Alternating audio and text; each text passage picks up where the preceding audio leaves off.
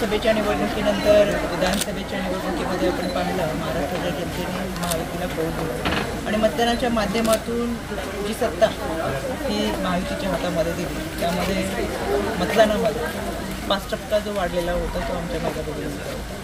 महायुती सरकारने सुरू केलेली लाडकी बहीण योजना आणि त्या माध्यमातून खऱ्या अर्थानं महिलांना सक्षम करत असताना दिलेला आत्मविश्वास, यामुळे मिळालेले हे विजय आणि यश आहे.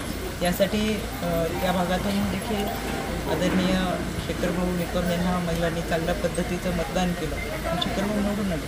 संघटनेच्या माध्यमातून काम करत असताना ही सर्व संघटना पूजाताई असतील आणि माझ्या ह्या सर्व संघटनेच्या महिला पदाधिकारी या निवडणुकीच्या रिंगणात उतरत महिलांपर्यंत पोहोचत कष्टकरी कामगार शेतकरी यांचे जे प्रश्न आहेत ते मांडण्याचा प्रयत्न, त्यांच्यासाठी आलेल्या योजना आणि योजनेच्या माध्यमातून त्यांना दिलेला लाभ आणि यामुळे मिळालेलं मतदान, या सगळ्यांचे आभार व्यक्त करण्यासाठी आणि येणाऱ्या स्थानिक स्वराज्य समितीच्या निवडणुकीचा आढावा घेण्यासाठी रत्नागिरीपासून सुरुवात केली. आज रत्नागिरी राष्ट्रवादी महिला काँग्रेसची आढावा बैठक पार पडली.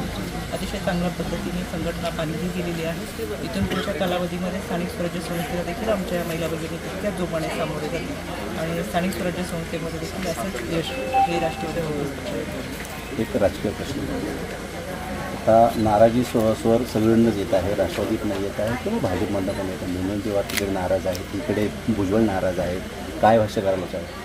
मला असं वाटतं की पक्षश्रेष्ठी म्हणून आदरणीय अजितदादा, राज्याचे प्रांताध्यक्ष आदरणीय सुनील तटकरे साहेब, राष्ट्रीय कार्याध्यक्ष प्रफुल्ल पटेल, आदरणीय भुजबळ साहेब यांनी सुरुवातीपासून एकत्रित बसून हे सगळे निर्णय गेल्या 2 वर्षापासून घेतले. त्याच्यामुळे आता जे मंत्रिपदाचं वाटप झालं यामध्ये देखील आदरणीय भुजबळ साहेब यांच्यासोबतच्या एक पक्षश्रेष्ठी म्हणून सगळ्यांनी एकत्रितरित्या केली. तसं याबाबतच्या काही घटना घडतात, यामध्ये राज्याचे प्रांताध्यक्ष एका 2-3 दिवसामध्ये जी काही भूमिका ती व्यवस्थितरित्या या महाराष्ट्राच्या जनतेसमोर मांडली. तुम्ही महिला आयोगाचे अध्यक्ष आहात, मात्र या मंत्रिमंडळामध्ये आता एका महिलेवर अत्याचार केलेले किंवा आरोप असलेले किंवा मग हत्या केलेले आरोप असलेले मंत्र्यांनी पण शपथ घेतलेली आहे. राठोड, काय सांगाल? संजय राठोडांचे प्रकरण जेव्हा आलं त्यावेळेस मी राज्य महिला आयोगाच्या पदावरती नव्हते. त्यापूर्वीचं ते प्रकरण आहे आणि त्यानंतर ते कोर्टात गेलं. त्यानंतर मी आयोगाचं अध्यक्षपद घेतलं. राज्य महिला आयोग आणि हे देखील दिवाणी न्यायालयाचं काम करतं. कोणतीही निर्णय प्रक्रिया ही जेव्हा कोर्टामध्ये चालू असते त्यावेळेस दिवाणी न्यायालयाचा अधिकार हा जो आम्हाला दिलेला आहे त्यामध्ये आम्ही कुठेही हस्तक्षेप करतो. त्याच्यामुळे कोर्ट प्रोसिजरमध्ये सुरू असलेली ही प्रक्रिया आणि त्या माध्यमातून मिळालेले निकाल हे आपल्या सगळ्यांसमोर आहे.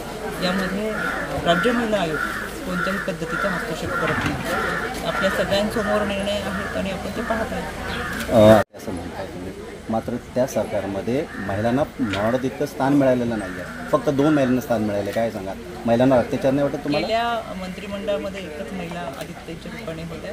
या मंत्रिमंडळामध्ये 4 महिला आहेत. अजूनही अनेक ठिकाणी मंत्रिपदाचं वाटप आहे असं प्रत्येक पक्षाने सांगितलं आणि ही पदं आहेत 2.5 वर्षाकरता असतील तर पुढच्या मंत्रिमंडळामध्ये अजून महिला सामावून घेतल्या जातील. त्याच्यामुळे एका मंत्रिपदावरून आम्ही 4 मंत्रिपदावर आलेलो आहोत ही आमच्यासाठी समाधानाची गोष्ट. विरोधक आरोप करतात तुमच्यावर, हे सरकार आहे ते EVM सरकार आहे.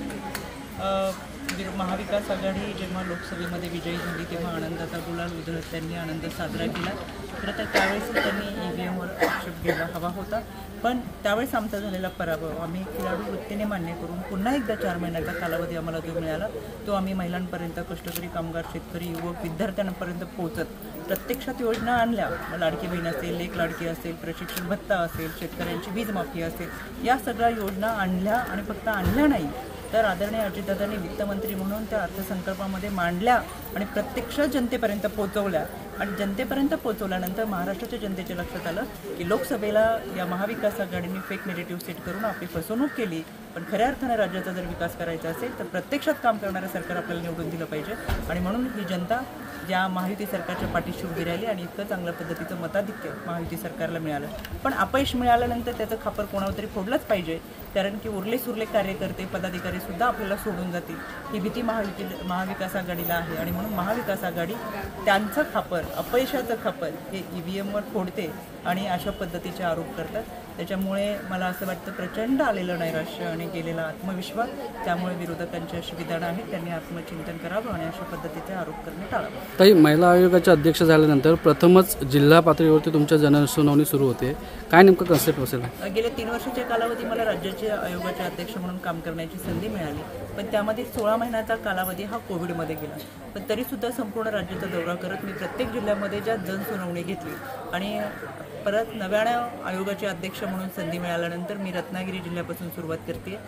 रत्नागिरी, सिंधुदुर्ग, कोल्हापूर, सांगली या भागामध्ये जनसुनावणी होणार आहे. या आयोगाच्या जनसुनावणीच्या माध्यमातून जागच्या जागी पीडित महिलेला न्याय देण्याची भूमिका या आयोगाच्या माध्यमातून घेतली जाते. कारण की आपले रत्नागिरी असेल, सिंधुदुर्ग या भागातल्या महिला माझ्या मुंबईच्या ऑफिसमध्ये येऊ शकत नाहीत, त्यांचे प्रश्न मांडू शकणार नाहीत.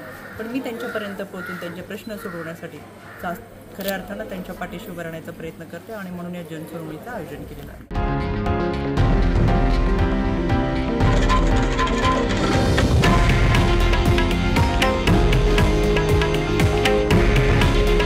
हे आहे देशातील नंबर 1 न्यूज नेटवर्क आणि आपण पाहत आहात TV9 मराठी. काळजी तुमची, हित महाराष्ट्राचं.